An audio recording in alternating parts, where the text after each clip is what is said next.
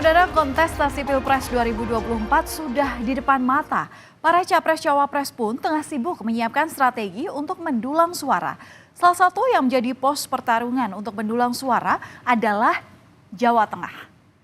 Menjadi salah satu lumbung suara bagi PDI Perjuangan hingga mendapat julukan sebagai kandang banteng, suara warga Jateng kini diperebutkan. Capres nomor urut 3 Ganjar Pranowo yang juga mantan Gubernur Jateng 2 periode kini memiliki lawan serius. Ia adalah Prabowo Subianto yang telah menjadikan Gibran Rakabuming Raka sebagai cawapresnya. Masih menjabat sebagai wali kota Solo, Gibran memiliki pendukung dari basis Jokowi yang merupakan ayah kandungnya. Tantangan serius PDI Perjuangan untuk mempertahankan kandang banteng ini mulai terlihat dari kampanye akbar yang digelar Prabowo Gibran di Semarang, Jawa Tengah di hari kemarin 28 Januari 2024. Dihadiri ribuan pendukung, kampanye akbar bertajuk Kirap Kebangsaan berlangsung meriah. Kehadiran Prabowo dan Gibran bersama dengan sejumlah selebritas tanah air dalam kampanye bahkan menjadi magnet bagi warga. Ruas jalan menuju lapangan Pancasila, Simpang 5 Semarang penuh dengan sejumlah penampilan parade nasional. Membludaknya massa yang hadir membuat Prabowo sempat berkelakar bahwa dirinya merasa lebih semangat dan juga lebih muda. Tak hanya menghadirkan sejumlah selebritas tanah air, dalam kampanye akbar Prabowo Gibran di Semarang kemarin, turut hadir pula para ketua umum parpol pengusung yang tergabung dalam Koalisi Indonesia Maju. Di antaranya adalah Airlangga Hartarto, Zulkifli Hasan, Agus Harimurti Yudhoyono, serta Kaisang Pangarep dan juga lainnya. Sejumlah ketua umum partai koalisi yang ikut turun kampanye ini seolah jadi sebuah penegasan jika Prabowo Gibran benar-benar ingin merebut suara di kandang banteng. Sekretaris Tim Kampanye Nasional TKN Prabowo Gibran, Nusron Wahid, optimistis mendapatkan suara banyak di Jateng. Saat ini ia berharap kepada pendukungnya untuk mengepung Boyolali dan Wonogiri karena pertarungan sengit masih terjadi di dua wilayah itu. Salah satu jumlah yang paling banyak itu ada di kawasan tadi, itu di Boyolali sama di Wonogiri. Kalau yang lain insya Allah kita sudah banyak yang menang. Tapi dengan perkembangan sekarang, optimisme satu putaran gitu? Insya Allah makin hari trennya makin bagus. Menanggapi suara di kandang banteng Jawa Tengah mulai pecah, politisi senior PDI Perjuangan Bambang Pacul menegaskan kader dan simpatisan siap tempur dalam mempertahankan suara dengan kekuatan penuh.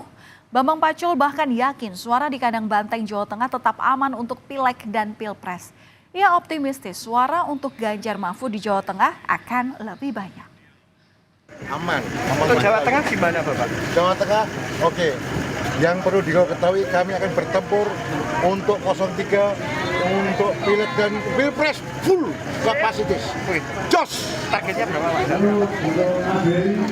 Kami akan memberi kontribusi suara terbanyak untuk Pak Ganjar Mahfud dari Jawa Tengah dibanding dari provinsi lain. Clear ya?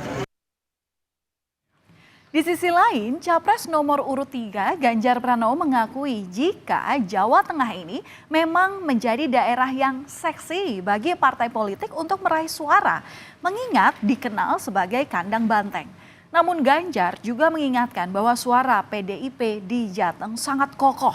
Sejumlah strategi bahkan sudah disiapkan karena pertarungan di Jawa Tengah sudah disadari oleh partai pengusungnya di Pilpres 2024. Oh iya. Oh iya, kita sadar betul kok Jateng itu seksi untuk diambil suaranya. Karena ini kandang banteng dan cukup kokoh begitu ya.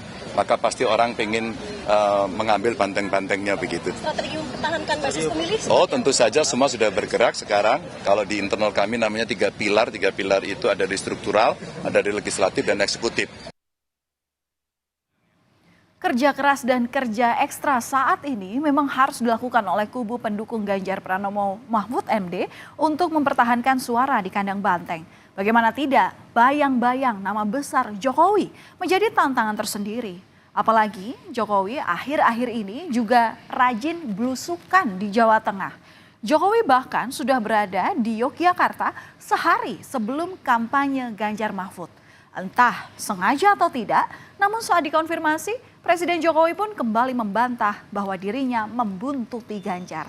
Selama berada di Yogyakarta, Jokowi melakukan banyak kegiatan, mulai dari bermain sepak bola, bersepeda, hingga menemui Gubernur Daerah Istimewa Yogyakarta, Sri Sultan Hamengkubuwono ke-10.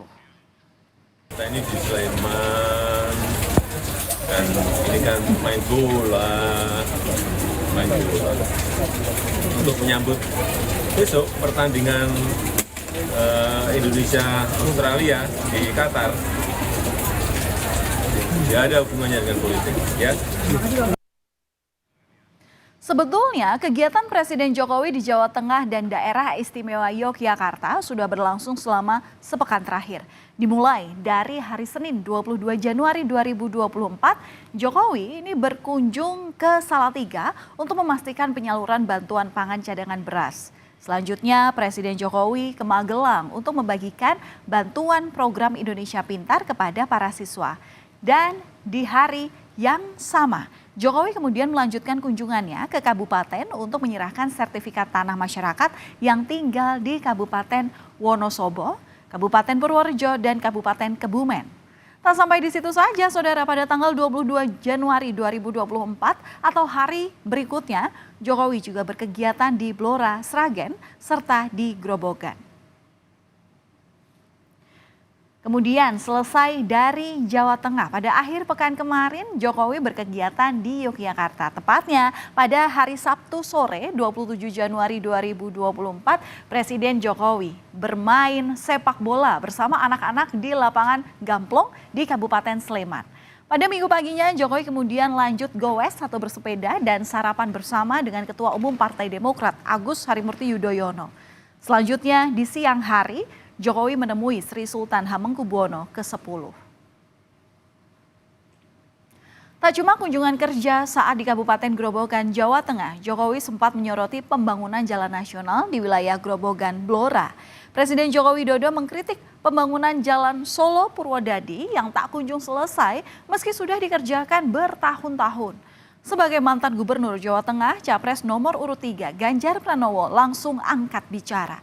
Ganjar mengaku bahwa dana pembangunan jalan telah habis untuk mengatasi COVID-19 kala itu. Namun meski begitu, Ganjar menyebut Jokowi sempat memberikan apresiasi terhadap kinerjanya. Pembangunan perbaikan jalan Solo Purwodadi yang sudah bertahun-tahun tidak pernah beres-beres. Benar? Dan saya tahu karena saya hampir setiap minggu sekali, 2 kali, 3 kali kalau mau ke Randu Blatung, ke Blora pasti lewat. Begitu diperbaiki gaspal, 2 tahun, setahun rusak lagi karena memang tanahnya bergerak. Dan waktu itu saya satu mobil sama beliau tanya ada Pak Basuki, ada saya bertiga sama beliau. Jalannya 3 kali rusak. Karena pas jalan, bagus, duduk. Saya bilang, Pak itu jalan saya loh Pak. Loh, kenapa bisa begini? Ini sejak saya kecil Pak, itu saya beton semua Pak. Tapi duitnya habis Pak buat COVID kemarin, sehingga infrastruktur nggak kita betulin. Disitulah sebenarnya ide awal infrastruktur untuk daerah. Selain mengkritik jalan yang rusak, iring-iringan mobil kepresidenan saat di Salatiga, Jawa Tengah terlihat tangan yang keluar dari balik jendela dan melambaikan salam 2 jari, di mana angka 2 ini sangat identik dengan pasangan Prabowo Gibran. Meski belum diketahui tangan siapa, momen ini terjadi saat warga di pinggir jalan meneriakan nama Ganjar Mahfud. Apakah ini menjadi bagian dari manuver Jokowi di Jateng untuk memberikan dukungan? Jokowi pun hanya menjawab bertemu warga itu menyenangkan. Saudara, gelagat Jokowi yang akan turun gunung berkampanye sebelumnya terendus. Jokowi pernah menyatakan jika seorang presiden yang merupakan pejabat politik boleh berkampanye dan memihak kepada calon tertentu dalam kontestasi demokrasi. Namun Jokowi menegaskan dengan catatan dalam kampanye tidak menggunakan fasilitas negara untuk berkampanye. Pernyataan yang sempat menuai banyak sorotan ini kemudian diklarifikasi dengan menunjukkan salinan Undang-Undang Nomor 7 Tahun 2017 Pasal 299 dan Pasal 281 terkait aturan Presiden dan Wakil Presiden ketika berkampanye. Menyampaikan di pasal 299 bahwa Presiden dan Wakil Presiden mempunyai hak melaksanakan kampanye. Jelas. Jadi yang saya sampaikan ketentuan mengenai undang-undang pemilu. Jangan ditarik kemana-mana. Ya. Kemudian juga pasal 281 juga jelas bahwa kampanye pemilu yang mengikut sertakan Presiden, Wakil Presiden harus memenuhi ketentuan. Tidak menggunakan fasilitas dalam jabatan kecuali fasilitas pengamanan. Saudara, goyangnya kandang banteng di Jawa Tengah sebetulnya sudah mulai terlihat. Sejumlah simpatisan dan kader PDI Perjuangan Kota Solo, Jawa Tengah mulai mendeklarasikan dukungan pada Prabowo Gibran. Deklarasi ini bahkan digelar di Pucang Sawit Solo, Jawa Tengah yang dikenal sebagai kandang banteng. Di antara masa terlihat Sudarjo yang merupakan kakak ipar FX Hadi Rudiatmo, Ketua DPC PDIP Solo. Mereka beralasan Gibran menjadi sosok yang berkualitas sejak memimpin Kota Solo. Apalagi mereka selama ini selalu tegak lurus dengan Presiden Joko Widodo. Meski demikian, tak sedikit pula warga Solo yang tidak mendukung Gibran. Sejumlah spanduk yang bertuliskan Solo bukan Gibran tampak terlihat di Kota Solo, Jawa Tengah. Salah satunya ini terpasang di Jembatan Kali PP, Jalan Setiabudi, Banjarsari. Tak sekedar spanduk, pada Desember 2023 lalu bahkan muncul video viral sebuah yel-yel menyerukan Solo bukan Gibran. Apakah ini sebuah perlawanan untuk mempertahankan suara kandang banteng di Solo, Jawa Tengah? Kita lihat saja nanti hasilnya di pemungutan suara yang akan digelar sebentar lagi 14 Februari 2024.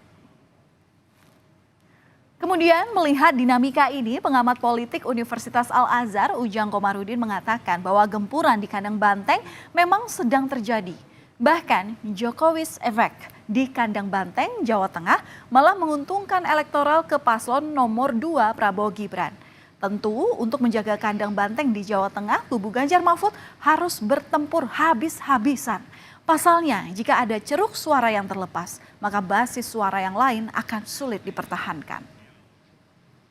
Kelihatannya ya Jawa Tengah menjadi basis pertempuran soal gengsi ya. Gengsi di mana kelihatannya Pak Jokowi dengan kubu 02 ingin memenangkan dan merebut basis Banteng agar Banteng kalah, agar Banteng malu gitu, agar Banteng juga tidak berdaya. Tetapi memang Banteng juga, Ganjar Mahfud juga akan habis-habisan, akan mati-matian di basisnya sendiri. Karena kalau basis masanya tidak bisa dijaga ya di Jawa Tengah, maka basis lain juga agak sulit dijaga. Pasangan Ganjar Mahfud harus bekerja keras mempertahankan suara di kandangnya sendiri. Bukan tidak mungkin Jateng yang dikenal sebagai kandang banteng dan berulang kali memenangi pertarungan politik usai menjadi penyumbang suara terbanyak akan luntur jika tak dijaga dengan baik. Namun semua dinamika itu akan terjawab saat penghitungan suara usai pencoblosan 14 Februari nanti dilakukan. Kita lihat saja nanti seperti apa hasilnya.